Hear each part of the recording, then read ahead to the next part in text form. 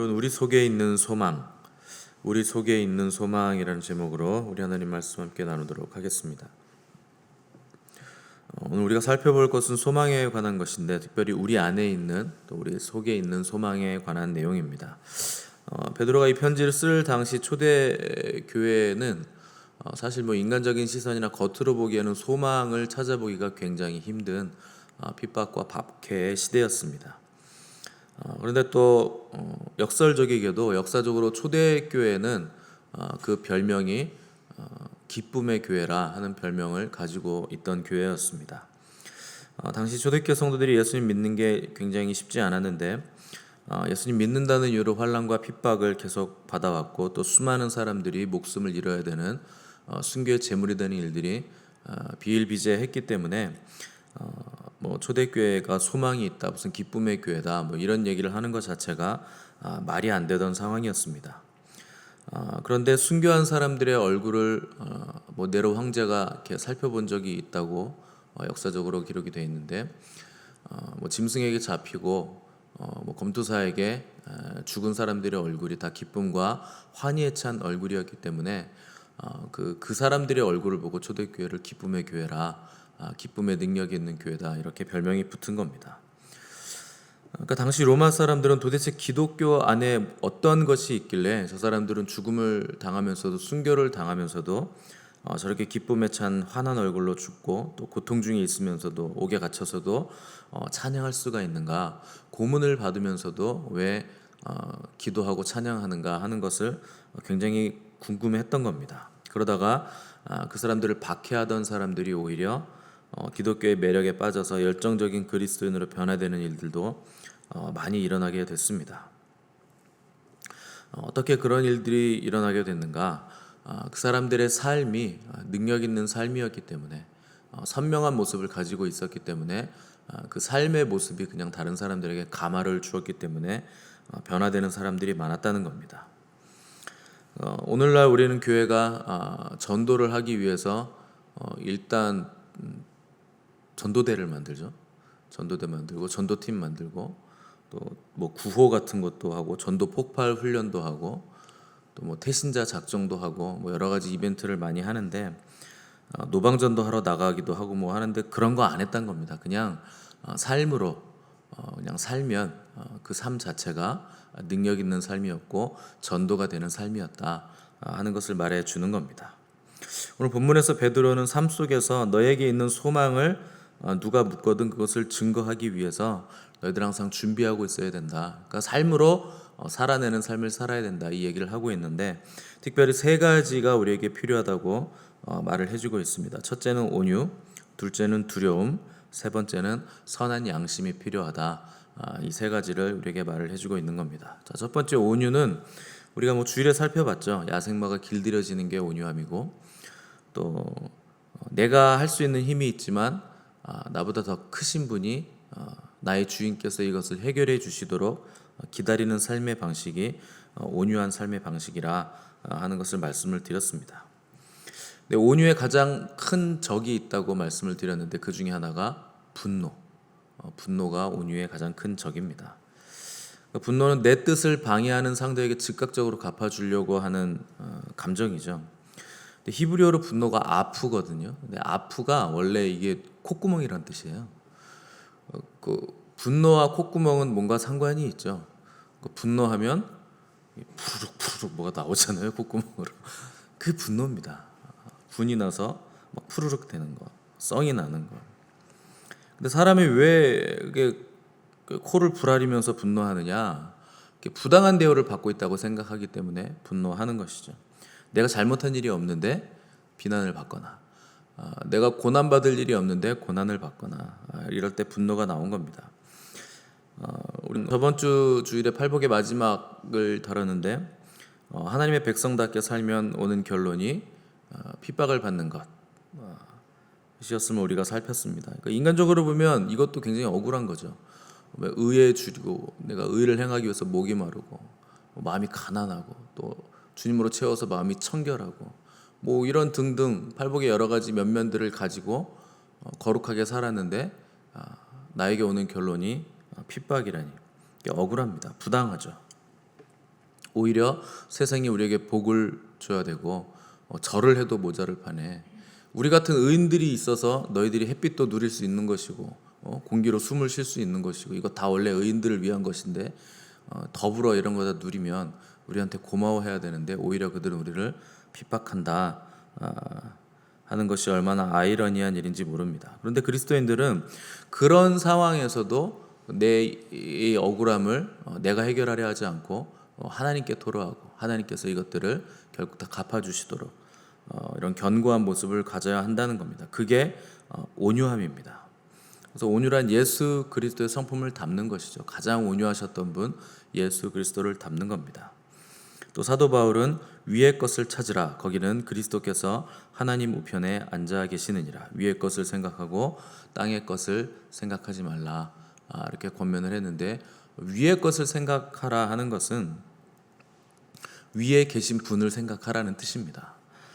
우리가 땅의 것을 생각하면 억울하고 고통스러운 일에 대해서 막 분노가 일어나게 되잖아요. 근데 위의 것을 생각하면 그 하나님 보좌 우편에 앉아 계신 예수 그리스도를 생각하면 우리의 억울함들은 아무것도 아니다 하는 것을 금방 알 수가 있습니다. 거기 예수님이 앉아 계시기 때문에 아무런 죄도 없이 우리의 죄 때문에 십자가에서 모진 고통을 당하시고 억울하게 죽으시고 물과 피를 쏟으신 분이 거기에 앉아 계시기 때문에 뭐 억울함으로 따지면 그분만큼 억울한 분이 없고 그렇잖아요. 우리가 아무리 억울해도 주님보다 억울하진 않잖아요. 우리는 죄가 다 있지만 주님은 아예 죄가 없으셨던 분인데도 그렇게 죽으셨으니 우리가 위의 것을 생각한다는 것은 나의 억울함이나 고통이나 분노보다 더 큰 억울함을 당하신 주님을 생각하라 하는 사도 바울의 권면인 것을 우리가 깨달아야 됩니다. 그럼 그분을 생각한다는 것은 위의 것을 생각한다는 것은 세상의 이 억울함과 고통을 이길 수 있는 다른 어떤 것으로 우리가 대체한다, 채운다라는 뜻이거든요. 무엇을 채우는가? 기쁨을 채우는 겁니다.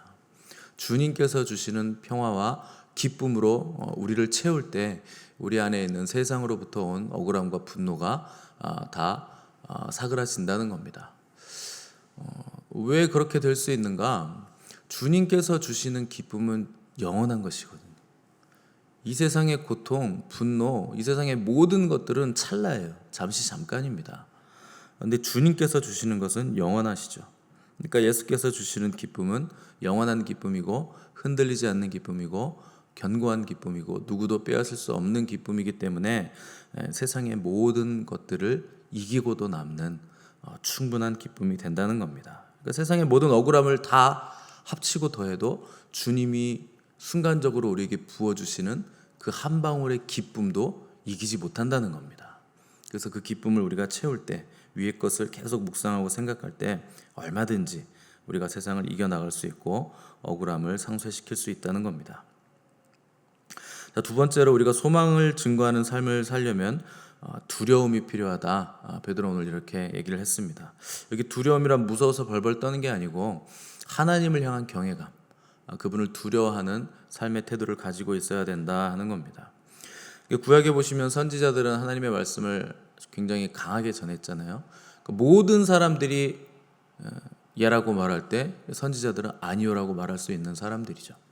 어떻게 그렇게 어떤 방해도 어떤 사람들 왕이라도 왕 앞에서도 떨지 않고 이렇게 꿋꿋하게 하나님의 말씀을 전할 수 있는가? 근본적인 이유가 있습니다. 하나님을 두려워하기 때문에 그들이 하나님의 말씀을 그렇게 전하는 거예요.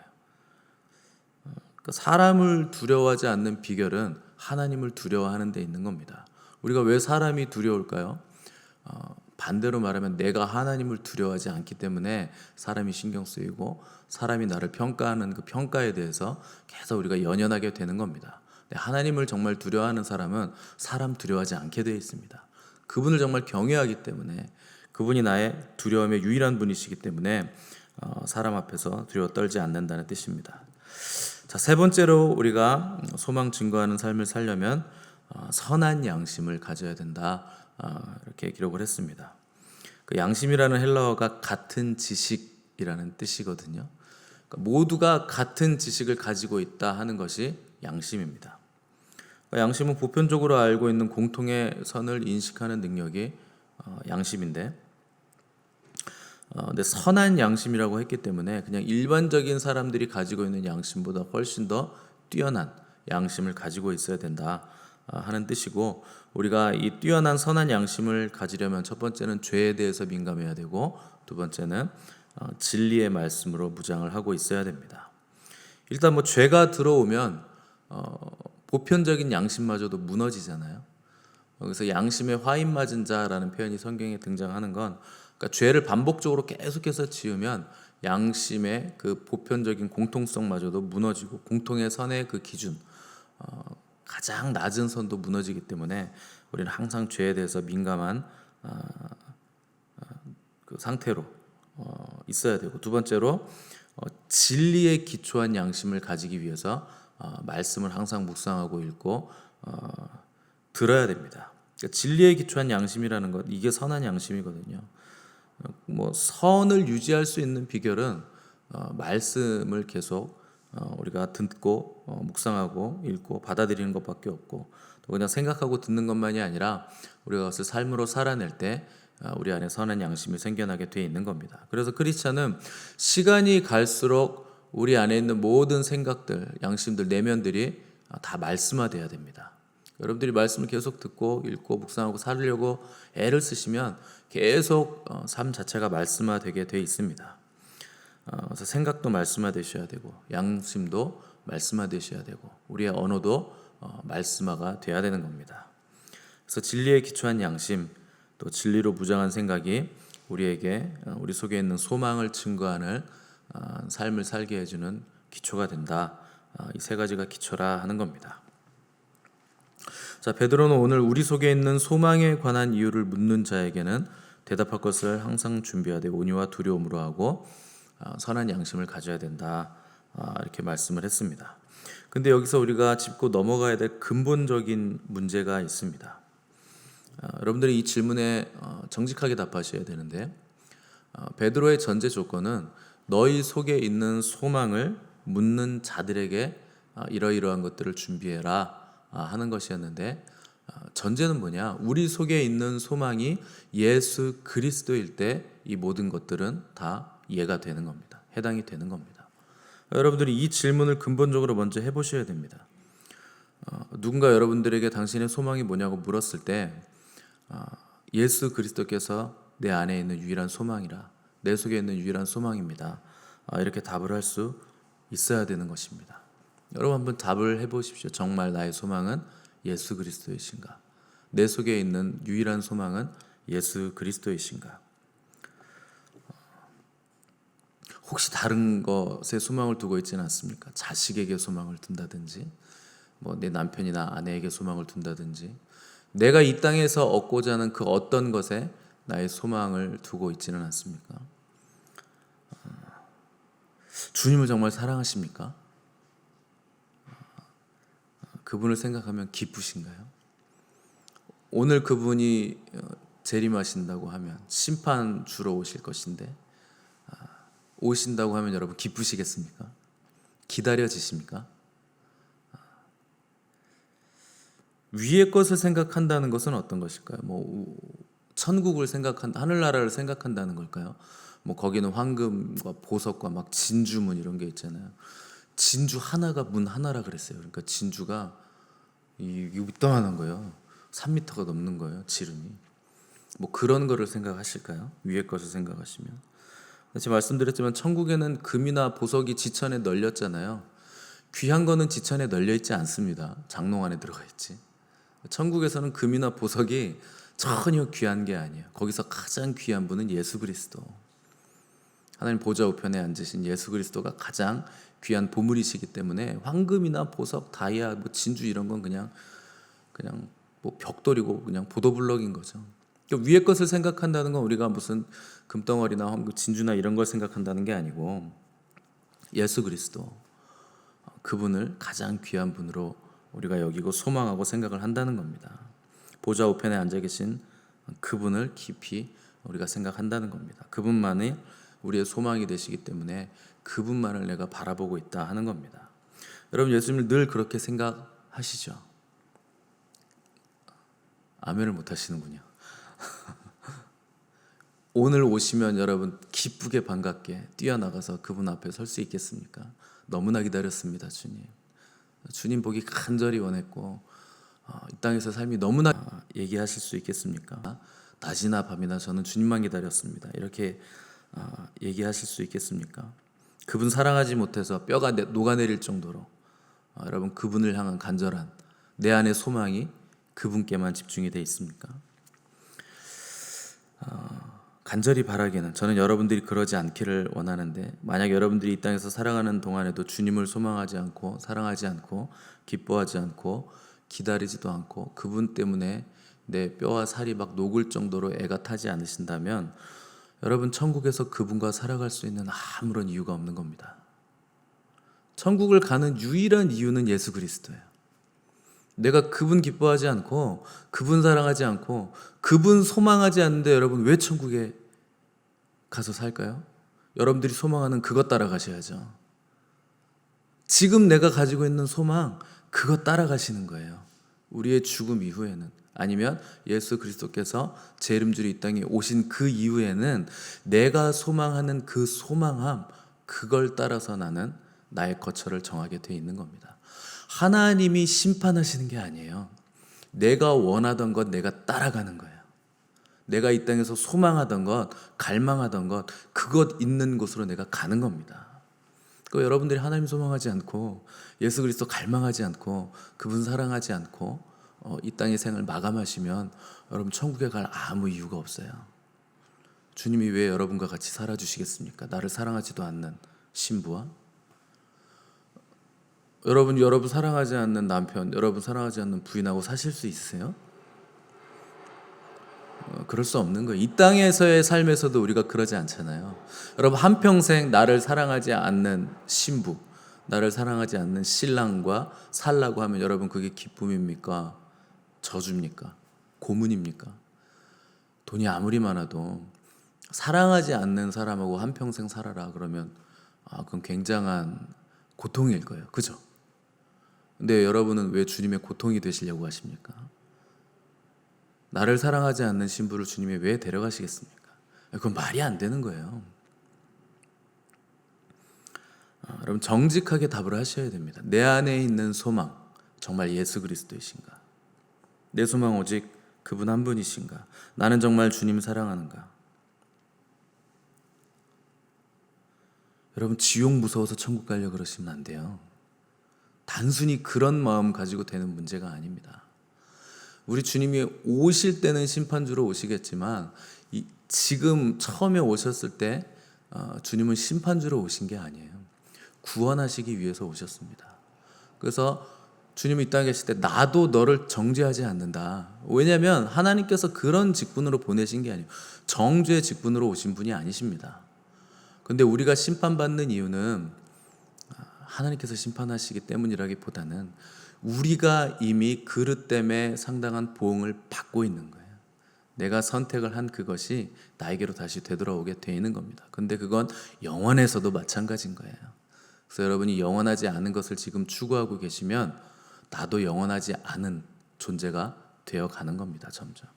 그 마지막 때 이후에 영원토록 그런 존재로 살아가야 되는 거예요. 근데 우리가 여기서 영원한 것, 영원하신 분, 그분을 추구하면 우리는 영원히 그분과 함께 거하게 되는 겁니다.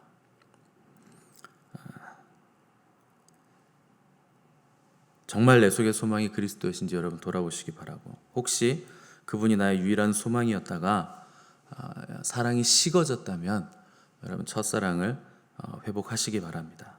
그리고 아직도 한 번도 교회는 오래 다녔는데 한 번도 주님이 나의 소망이 되어주신 적이 없고 내가 하나님을 목숨 다해 생명 다해 사랑한 적이 한 번도 없는 분이 계시다면 애통함으로 주 앞에 도우심을 구하며 나아가시기 바랍니다.